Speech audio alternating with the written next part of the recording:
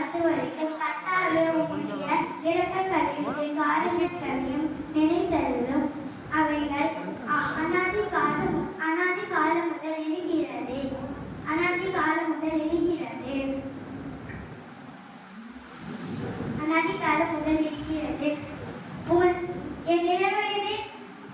என் இளவயதின் பாவங்களையும் என் மீறல்களையும் நினையாதிரும். கர்த்தாவே உம்முடைய தயவின் நிமித்தம் என்னை உமது கிருபையின்படியே நினைத்தருளும். கர்த்தர் நல்லவரும் உத்தமமாய் இருக்கிறார்.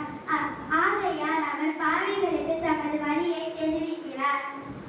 சாந்தகுணம் உள்ளவர்களை நியாயத்திலே நடத்தி சாந்தகுணம் உள்ளவர்களுக்கு தமது வழியை போதிக்கிறார்.